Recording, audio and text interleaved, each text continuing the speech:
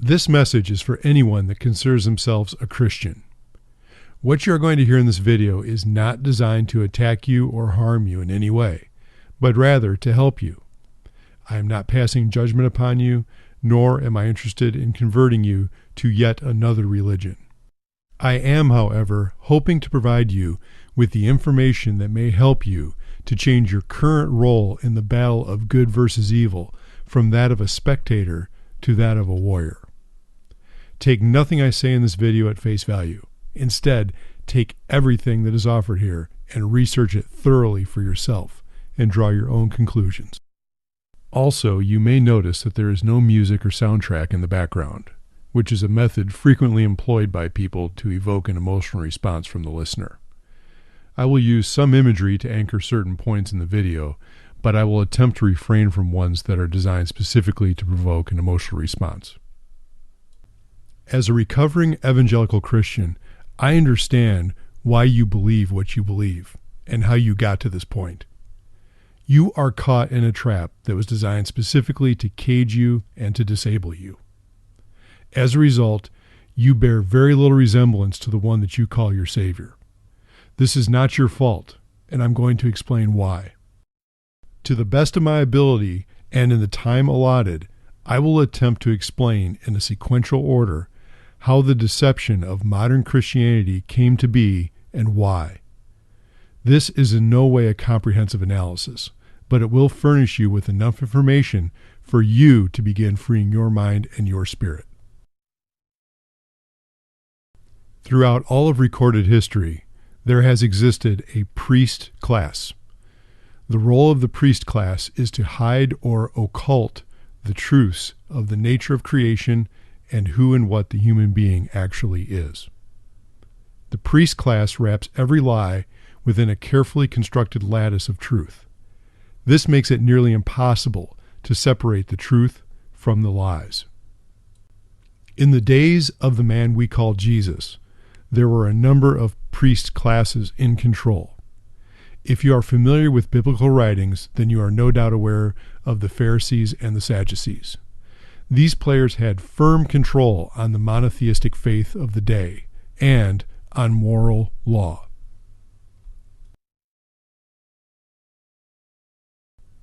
Without going into great detail here, the Judaic or Yehudic religions span more than 3,000 years and combine a number of different disciplines from hundreds of various texts. It was one of the first, if not the first, monotheistic religions in recorded history. At the head of the Judaic faith is the deity known by non-Jews as Yahweh, more exactly represented by the Tetragrammaton, which is translated as YHWH in English. This comes from the original Hebrew Yod-He Vav-He. This entity is known in a purely masculine context and displays attributes ranging from kind and benevolent to bloodthirsty, jealous, and vengeful. It is important to note that while Jews were not allowed to pronounce his name, their God does in fact have a name, or several as it may be. It is also important to note that the word God is essentially a title and not a name. While the modern Bible implies that there is only one God described in all of the ancient texts, the translations say something entirely different. That in the Old Testament alone there may be several gods mentioned.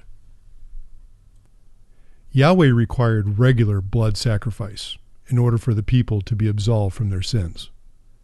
While most people today believe that these sacrifices were done strictly on animals, there is evidence, even in the modern Bible, that humans were not off limits. But even if the emphasis was just on animals, ask yourself, why did they believe that the murdering of innocent animals could pay for sins? In addition to blood sacrifice, the Judaic texts are loaded with rituals and laws. While most of these rituals do not make sense to people of today, it makes them no less important. Failure to perform these rituals in that day, even accidentally, often resulted in the death of the individual unfortunate enough to have made the mistake. Oftentimes, the people that were in the best graces of Yahweh fit into two main categories: warriors and sorcerers. One of the greatest sorcerers of all time was the king named Solomon. He is known in the ancient scriptures not only to communicate with demons, but to bind them and to use them for his purposes here on earth. Because of the amount of ritual blood sacrifice done by Solomon and his priests, scholars outside of the Bible actually report blood running ankle deep into the streets from his temple during the high holy days.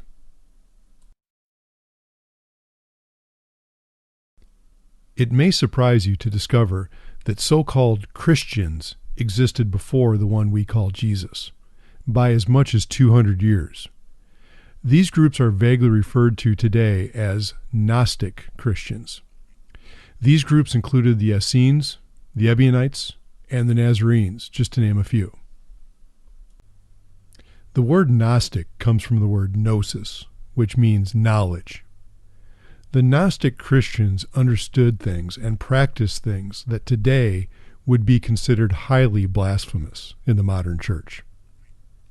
Things like reincarnation, self-governance, civil disobedience, and the non-aggression principle.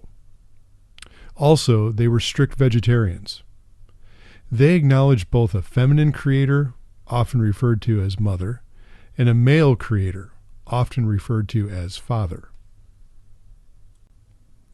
Because of their beliefs, the Gnostic Christians did not blindly submit to systems of authority or to the ruling priest class. But because of their non-aggression principles, they were known for living peacefully not only among themselves, but with other groups of people.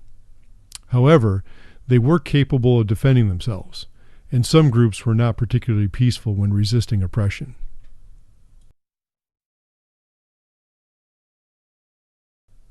The person that we call Jesus today was not called Jesus when he walked the earth.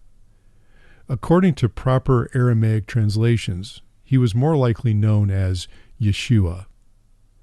This is further supported by the fact that there was no J in his language. The origins of the name Jesus are foggy at best, since it is neither a translation nor a transliteration of the original name. The Yeshua in scriptures was from Nazareth. It was said by some that Nazareth was more of an outcast haven or a penal colony than it was a city.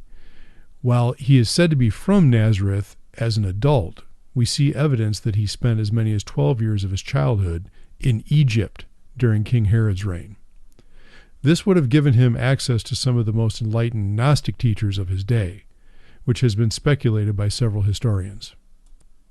No matter what may have happened in Egypt, Jesus of Nazareth was less than obedient when it came to the laws and the customs of his day. Some of his offenses included underage teaching in the temples, healing people on the Sabbath, driving the money changers out of the temples, socializing with women in public places, and public defiance and ridicule of the priest class. Even though it is not historically accurate, for the balance of this presentation, I'll refer to this person as Jesus, as that is the most familiar name to those listening. Most people believe that they have heard the gospel of Jesus. But have they really? The word gospel means essentially good news. So with that said, which one of these two gospel scenarios or good news scenarios sounds more likely? Here is the first and historically accepted scenario. Number 1, you are all hideous and wretched in the eyes of Yahweh. Number 2, so far animal sacrifice, and human sacrifice prior to that, has not satisfied Yahweh. Number 3, to put an end to blood sacrifice, I, Jesus, will actually become a blood sacrifice myself. Number 4, if you allow this, and if people in the future endorse it, you and they will be safe from the punishment of Yahweh. Here is the second and hidden scenario. Number 1, cast off your chains, Release yourself from your captors and their systems of entrapment. 2. Original sin is a lie. The ills of humankind are a product of the control paradigm and the lies that you've been told. Number 3. The Creator resides inside of you, and you are one with Him. You can never be separate from Him, no matter what. Number 4. You require no intermediaries between you and the Creator. Number 5. Because of this, you are eternally powerful, unless you choose not to be. And like me, you can once again do miraculous things. The real message of Jesus was that you and I are sovereign. That is because you and I are sons and daughters of the Creator of the universe, and one with it. There is no authority outside of yourself. This information tore down the control matrix of his day, and this is ultimately what got him killed.